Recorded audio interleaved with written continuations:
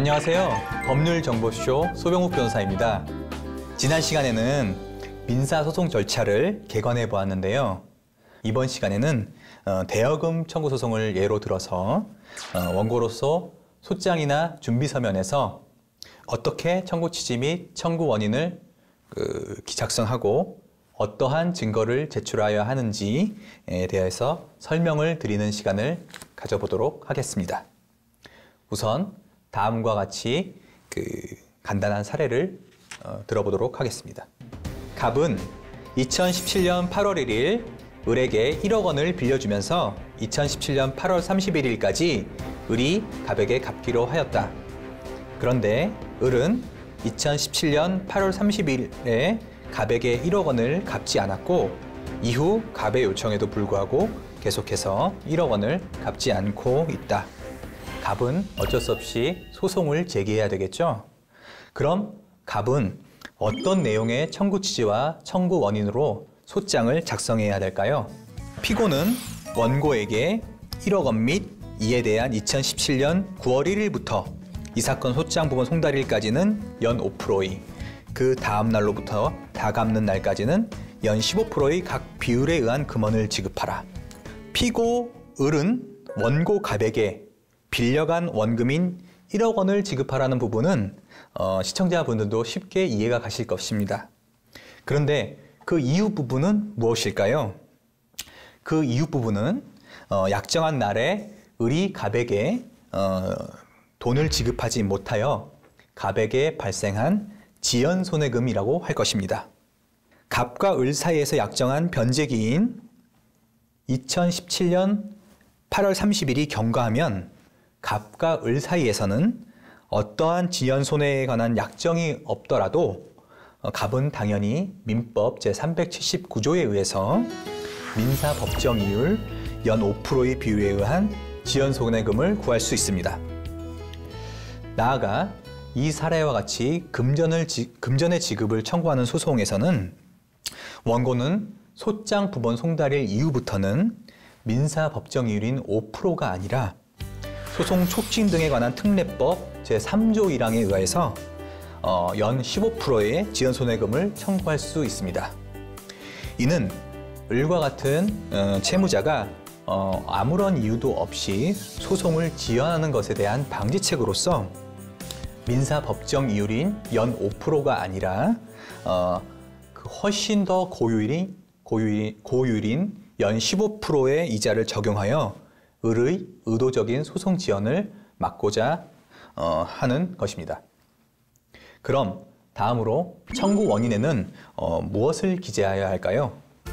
원고는 2017년 8월 1일 피고에게 1억 원을 변제기는 같은 해 8월 30일로 정하여 대여하였습니다. 그렇다면 피고는 원고에게 위차연금 1억 원 및 이에 대한 변제기 다음 날인 2017년 9월 1일부터 이 사건 소장 부분 송달일까지는 민법 소정 연 5%의 그 다음 날로부터 다 갚는 날까지는 소송 촉진 등에 관한 특례법 소정 연 15%의 각 비율에 의한 지연손해금을 지급할 의무가 있습니다. 이렇게 간략하게 적어주시면 됩니다. 즉 청구 원인에는 원고가 피고에게 얼마의 금원을 언제까지 돌려받기로 하여 빌려주기로 약정한 사실, 그리고 원고가 피고에게 금원을 지급한 사실, 그리고 마지막으로 약정한 반환 시기가 도래한 사실을 반드시 기재해 주셔야 합니다. 여기서 피고가 얼마의 금원을 언제까지 돌려받기로 하고 빌려주기로 약정한 사실을 입증하기 위해서는 그 증거로 금원을 빌려주실 때 상대방과 작성한 차용증이나 합의서 등을 제출하셔야 합니다. 특히 이와 같은 차용증 등을 작성하실 경우에 대여해 주는 금원의 액수나 변제기 등은 반드시 명확하게 기재해 주셔야 되고요. 상대방의 특정을 위해서 인감을 날인하시고 그와 함께 인감증명서를 받아두시는 것이 가장 좋습니다. 그러나 인감증명서 같은 경우에는 일반적으로 상대방이 이런저런 이유를 들어서 건네주지 않는 경우가 거의 대부분일 텐데요. 이러한 경우에는 최소한 상대방의 주민등록증이나 운전면허증을 복사하셔서 그 사본을 받으셔야 합니다. 일반적으로 돈 거래에 있어서는 아는 사이인데 뭐 그런 차용증이나 또 뭐 합의서를 만드냐며 구두로 약정하시고 차용증 등을 작성하지 않으시는 경우가 많으실 텐데요. 이러한 그 일반적인 경우가 대부분의 법률 분쟁의 시발점이 되는 것입니다. 이런 경우 상대방이 원고로부터 지급받은 금원이 대여금이 아니라 투자금이나 또는 뭐 증여다 라고 하면서 금원의 반환을 거부하는 경우가 많으므로 반드시 대여 사실이나 변제기가 명확하게 기재된 차용증 등을 작성하시는 것이 향후 법률 분쟁으로 인해서 불필요한 경제적, 또 시간적, 또 정신적 출혈을 막을 수 있는 길임을 명심하시기 바랍니다. 만약에 사정상 그 상대방과 차용증 등을 작성하지 못하신 경우라면 최소한 대여금과 관련하여서 얼마를 언제까지 갚겠다고 하는 등의 내용이 포함된 상대방과의 통화를 녹음하시거나 그러한 내용에 포함된 문자 등을 남겨두시는 것이 소송의 승소에 상당한 도움이 됩니다.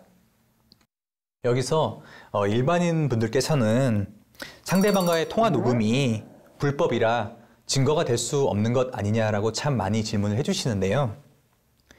상대방과 본인과의 통화, 즉 대화자 간의 그 통화 내용의 녹음은 법적으로 전혀 문제가 없음을 꼭 기억해 두시기 바랍니다. 한편 대여금 반환 소송에서는 원고가 피고에게 금원을 지급한 사실을 원고가 반드시 입증하셔야 하는데요. 종종 원고가 그 금원을 현금으로 피고에게 지급한 경우 이후에 피고가 그런 금원을 지급받지 않았다고 주장하는 경우가 참 많습니다. 그런 상황이 되면 원고가 입증을 못해서 패소할 위험에 처하게 되므로 원고는 반드시 피고에게 금원을 지급할 때에는 계좌를 사용하시거나 아니면 기록이 남는 수표를 이용하시는 것이 중요합니다.